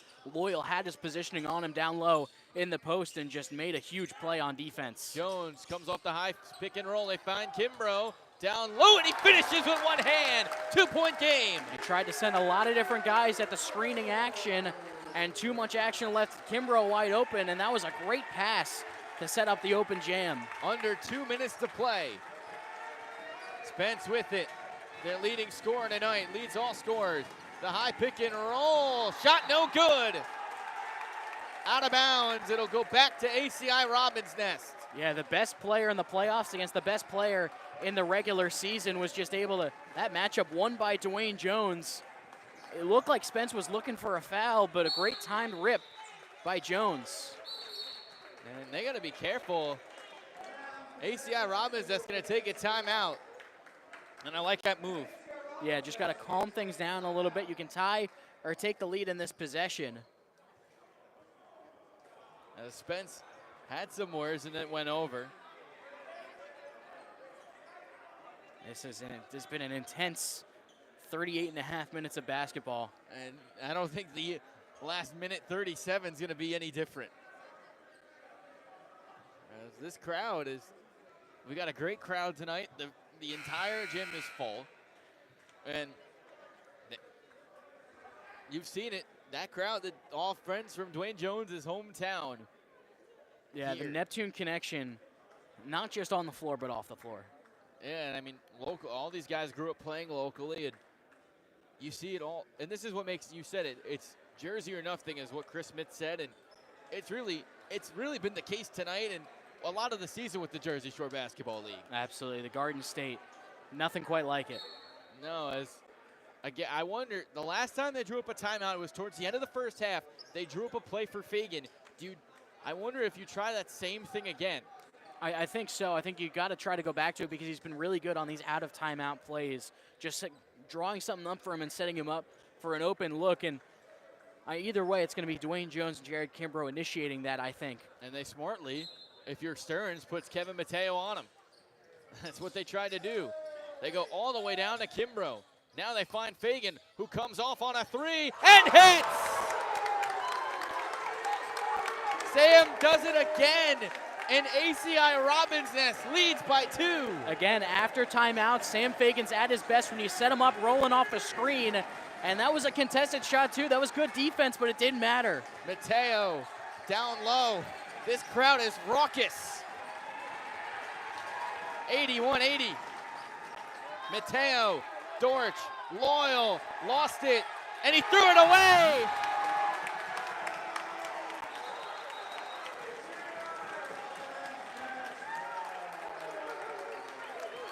Man, unbelievable job on the double. It was really well timed as well. They were trying to set up Mateo on the kick out with Dortch backing him down late in the shot clock. That was the design play, but the double came and messed up that opportunity. Unbelievable defense again, and I said there was going to be a tie game. Well, a lead change, final minute of the championship game. Jones with the high pick and roll. Loyal comes to set it. Jones drives, kicks, the floater, no. Rebound, Dortch at the rim.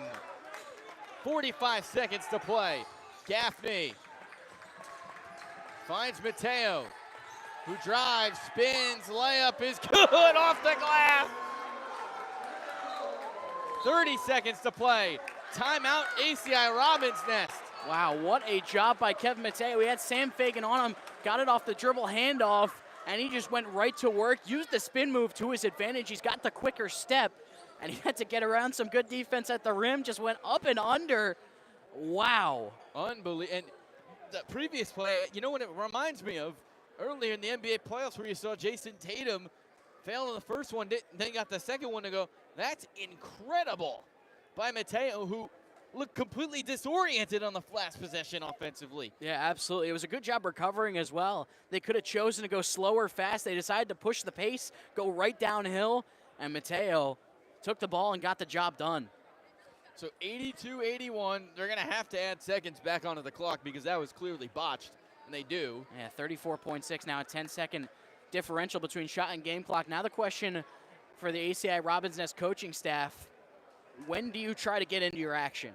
Usually in those end-of-game situations, you want to get with about 8 or 7 seconds left in the game clock or the shot clock, and that'll put it around 17 seconds left on the game clock. I think that's the right moment to try to get into your action, try to take some time off. You got to get a good shot because you're down, but you don't have to rush into it. Stearns goes with no Mateo on the floor, a guy that was all defensive first team this year. Yeah, they're going offense, defense. I mean, I don't know how you keep him off the floor defensively, though. Especially in a situation like this where there's going to be a lot of ball movement from ACI. There's not many guys better in the passing lanes than Mateo. What do? They get it into Kimbrough. That two-man with Jones. Kimbrough drives, spins, layup, no, but a foul call. With 30.1 seconds to play. Yeah, that was a great set drawn up in the huddle. Tried to fake the dribble handoff with Dwayne Jones to try to get him curling off and trying to go downhill.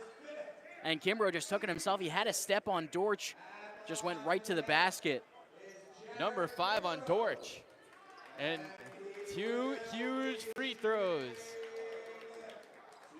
for Jared Kimbrough.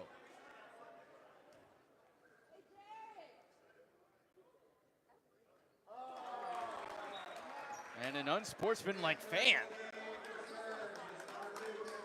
I mean, that's poor. I can call out the fans, you think, because, I mean, come on now. I get you want your team to win, Stearns Trail, ACI Robbins as fans, but be sportsmen. Kimbrough's second hits. There's the tie with 30.1 seconds to play. I think you do the same thing. Wait until there's about 7 or 8 seconds left on the shot clock, and then you get into your action. And Stearns calls timeout with 23.3 to play. I think this play is, I think you're going to get Spence on the isolation, try to get something going with him. And if not, you got to try to drive, get Dortch in the post if you can. I think they're going to try to set up Dortch. Someone's going to come over to double him in the post, and then, I mean, obviously I don't think ACI's defense is going to leave someone like Kevin Mateo open, but you got to find a kick-out lane. You got to leave enough time when you get into your action to set something up if ACI's defense snuffs it out. So I think you go with about, maybe you push it a couple seconds, 8 or 9 to get into your action. Yeah, I mean, what a game tonight. And you know, it's funny, they saved the best for last, and these two teams, we mentioned, Stearns Trailer wasn't even picked by a lot of us to make the championship game this year because of all the additions everyone else made, and ACI Robbins wasn't even picked to finish in the top half of the league. And yet here they are, tied with 23 seconds to go and a stop away from maybe getting a chance to go for the win.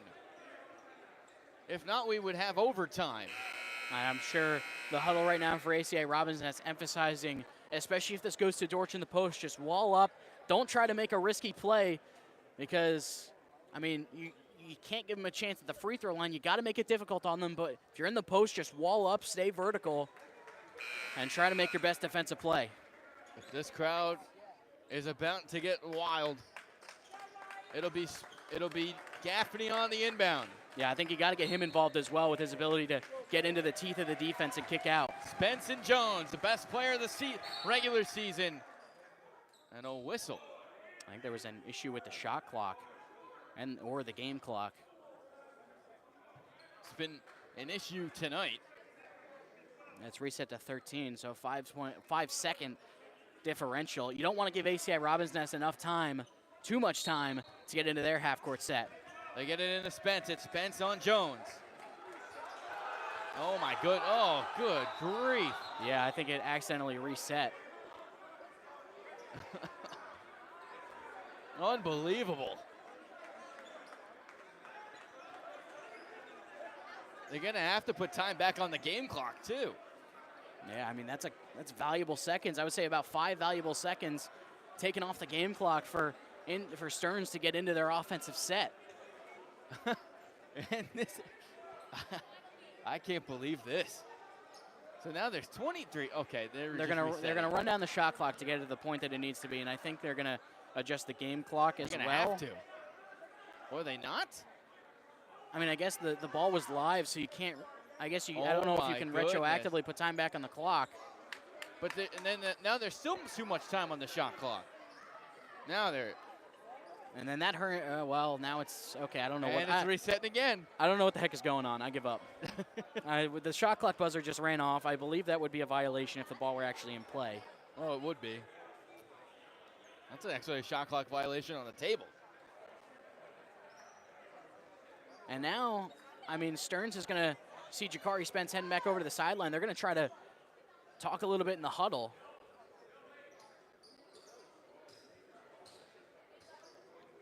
And this really hurts Stearns because they had to get into their offense a lot quicker. I mentioned about 8 or 9 seconds you want to get into your action. Now they only got 5. So you got to just get right into it and draw up your best play, your best end of shot clock, end of game clock play. You don't have a chance to really get anything going at all. This is unbelievable. There's no. How is it take? What is going on? And now the officials are going to huddle up to try to delineate this. Where's the Curb Your Enthusiasm music when you need it? I mean, just an incredible game that's getting marred by. Everyone's going crazy. You know, and it's times like this where it's great that they don't serve alcohol here. It is a high school, so I would hope not. Well, we're going to send it over to the booth, me and Alec with you. So there's 10.8 right now on the clock. With 5 seconds to shoot, what this completely changes because the play you had drawn up originally had 18 seconds on the shot clock and 23 on the game clock. I don't remember 13 seconds coming off the game clock either, so I'm not really sure how that happened. And this long break. It looks like they're going to put it back to 23. It's at 2:32 right now, but it looks like they're going to put it back to 23.2 eventually. But I don't know if they're going to completely reset it, because if they completely reset it, you just go back to your original plan on offense. Just get the ball and get to your set play. When there was 5 on the shot clock, you would have had to go right to Spence, but yeah, they're going to put it right back to 23.2 on the game clock and 18 seconds on the shot clock. So now it's now for Stearns trailer, you get back into your original offensive set, which I think involves Jakari Spence in the isolation, and then you set up Dortch, and then you set up a kick out with low on the shot clock. I think that's what you got to do if you're Stearns. That's your best course of action. So after all that time, it resets to what it originally was. 20 seconds to play. It's Spence. They're going to get Dortch in the high pick and roll. Spence comes around, drives in, goes up and is fouled. I don't think they'll allow the continuation. No, they're going to put it as a side out. But that also should reset the shot clock. To 14, yeah. Yeah, and now Stearns has a chance to hold for the final shot. But I tell you what, you had the foul to give. That's the smart play. Yeah, you got to take that and prevent a kind of easy opportunity for Spence. And timeout, Stearns trailer.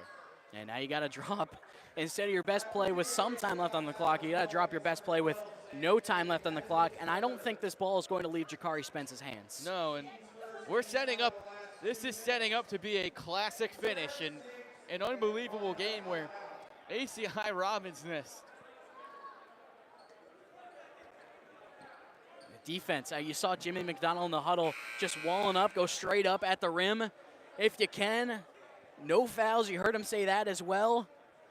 This is the defensive possession of the season for ACI Robbins Nest, and it's the offensive possession of the season for Stearns Trailer. I think we're going to see Spence get the isolation. I think Dortch is going to come up for a screen again, just like we kind of saw in that last play. He's going to get to that short corner. I'm saying it right now. He's going to get to that short corner, and he's going to put up a shot, and it's up to Jakari Spence how this ends.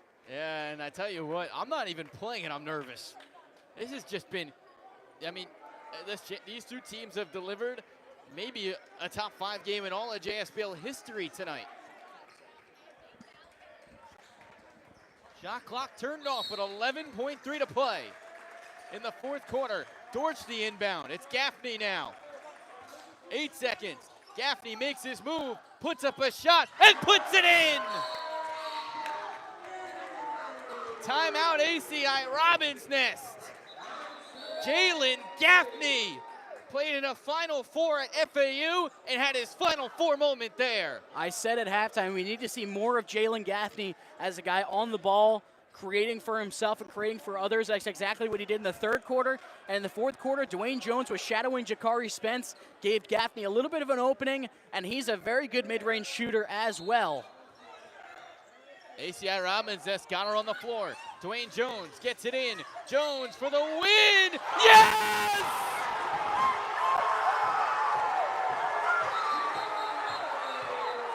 Unbelievable!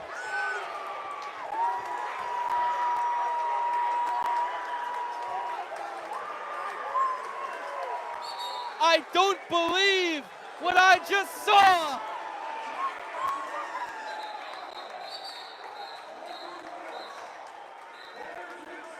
Dwayne Jones is all you can say. He took that ball, took it all the way up. I said after the semifinal game, I have never seen him shoot the ball like he did yesterday, and he has kept up that offensive intensity in tonight's game, and he'll have one free throw to try to make it a 2-point lead, and with 0.4 seconds left, Stearns is going to have to try to put up a heave. Unbelievable. The bank is open at Manasquan High School on a Tuesday night. Manasquan Bank from Dwayne Jones. Now the question is, does Jones miss this intentionally to force? You got to put Kimbrough in there. Well, you have to be careful now because you don't want to miss the rim entirely. And you can't get any kind of over the back foul. I think Jones, he might try to miss this intentionally. I think, yeah, they need one more. Or no, they don't. They don't need any more. I think he's going to miss it intentionally. 0.4 seconds. He does off the rim. Gaffney got it up. It's over. ACI Robbins Nest ends the dynasty and wins their first JSBL title.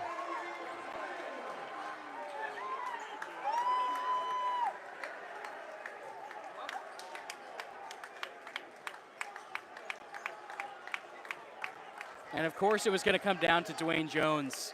He has played out of his mind in this playoff run, averaged 35 points per game through the first round and through the semifinals. And he got the ball in the late game situation. I don't even know how he got the shot up, but he drew the contact, banked it in. And that's how this JSBL season comes to a close. Unbelievable. Their first ever JSBL title comes at the hands of Dwayne Jones, who put up the best fourth quarter of his life. And he finished this game averaging only with 18 points. Didn't have his best night offensively, but the intensity was there on both ends of the floor. He was constantly involved. 18 points, 2 rebounds, 7 assists. He stayed involved, playmaking for others, and when the time came, he got his own and he took full advantage. Just an unbelievable game. And ACI Robbins Nest, a team that didn't even win a game in their first year, is now champions of the JSBL. The Neptune connection, and Joe Fagan has done it again.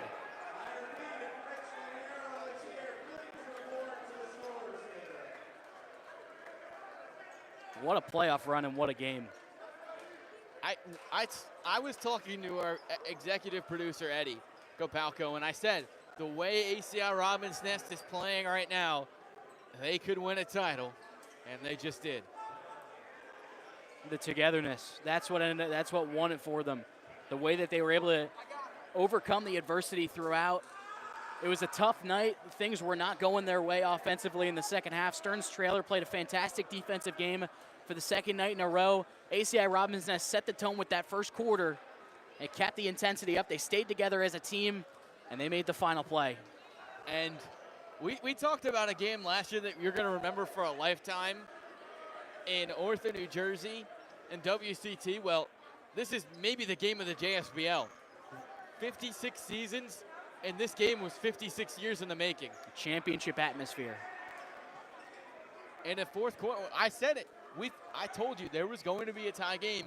ACI Robinson is down by as much as 9 in that fourth quarter. Didn't matter. They came back and won, and a heartbreaking loss for Stearns Trailers. We're going to send it down for the trophy presentation.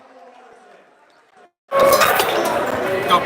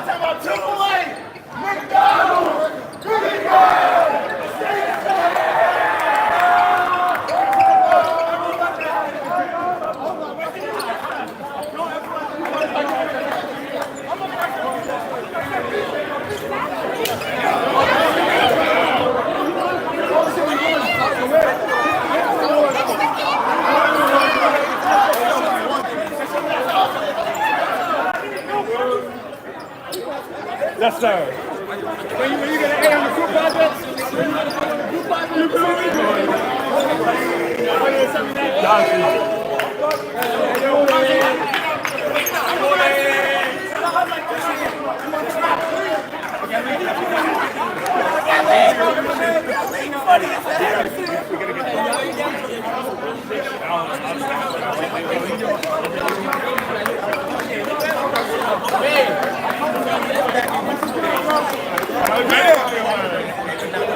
Good shit.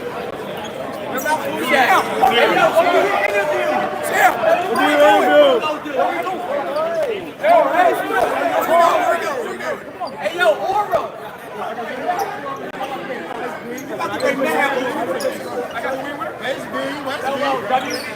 Hold on, my fault. Hold on. Wait,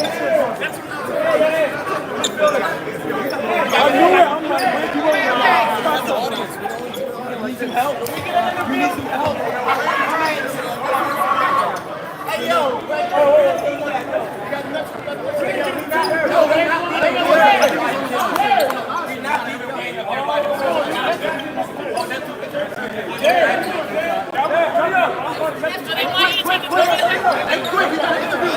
You gotta go. These are the Neptune boys, right? Till you transferred, but not all that. I know, baby. We love you. We love you, Reek. I wasn't going to graduate.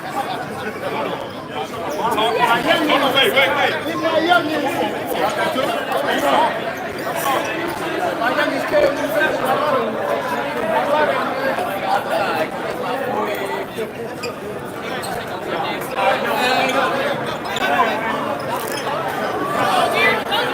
There he is.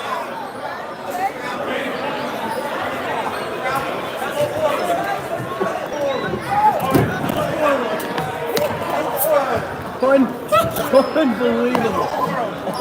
Hey, yo, man, Sam, Ed! Come up here! You're gonna go back on that. I know. Man, sit at the interview just like this with a straight face. The whole time, we just gonna sit here like this. Oh my God, Foodie. 88, 34, 36. And I was gassed today. I was giving whatever I could. I had no legs. Oh my God. Oh my God.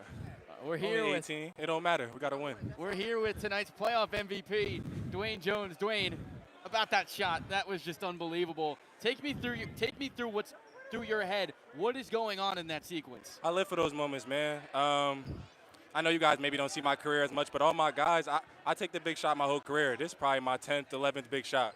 So as the leader of the team, I like it being on my shoulders. Call it what you want. I want to live with my result of shooting the ball at the end of the game. So when he hit that pull-up, thankfully he gave us the stoppage. I think that kind of helped us to review if it was a 2 or a 3.